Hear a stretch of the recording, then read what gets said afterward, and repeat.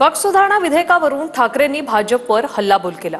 हिंदुत्व सोडलं का असा प्रश्न विचारलाय आणि यावर ठाकरेंनीच बाळासाहेबांचे विचार सोडले असा पलटवार बावनकुळेंनी केलाय।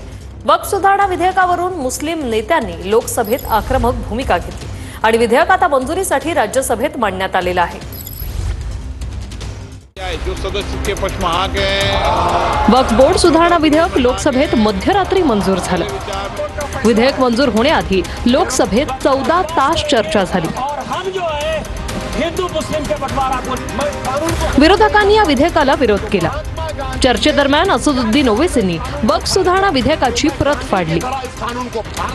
महात्मा गांधी उस वक्त के व्हाइट अफ्रीका में सफेद फार्म अफ्रीका के कानून को महात्मा गांधी ने कहा था कि ये मेरा कॉन्शियंस इसको मानता नहीं, मैं इस कानून को कबूल नहीं करता हूं। तो महात्मा गांधी ने क्या किया, उन्होंने उस कानून को फाड़ दिया। तो मैं गांधी की तरह इस कानून को फाड़ता हूं। ये अनकॉन्स्टिट्यूशनल है सर। इस देश में झगड़े पैदा करने का काम बीजेपी करना चाहती है मस्जिद और मंदिर के नाम पर, इसीलिए मैं इसका कंडेम करता हूं।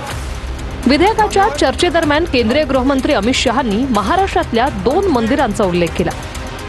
कोल्हापूर जवळच्या वडणगी गावातलं महादेव मंदिर आणि बीडच्या कंकालेश्वर मंदिराच्या जागेवर वक्फ बोर्डानं अतिक्रमण केल्याचं अमित शहांनी सांगितलं। वक्फ बोर्डावर गैरमुस्लिम सदस्य घेतले तर हिंदूंच्या मंदिर संस्थानामध्ये मुस्लिम सदस्य घेणार का असा सवाल इम्तियाज जलील यांनी केलाय।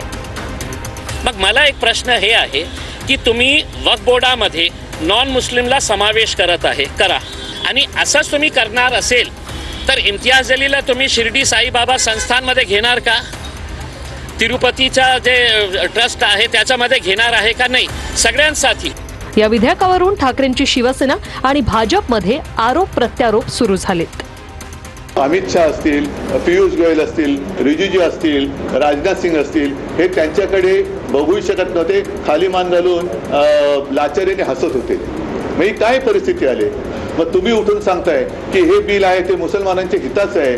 मग नेमकं हे बिल मुसलमानांच्या हिताचं आहे तर मग माझा प्रश्न परत तोच आहे, तर हिंदुत्व आम्ही सोडले का तुम्ही सोडलेलं आहे? मताचं लागून चालन करणे, मताच्या लागून चालनाकरता आणि मुंबई महानगरपालिकेमध्ये एका विशिष्ट समाजाच्या मतावर डोळा ठेवून उद्धव ठाकरेंच्या लोकांनी मतदान केलं आहे, विरोधात मतदान केलं आहे।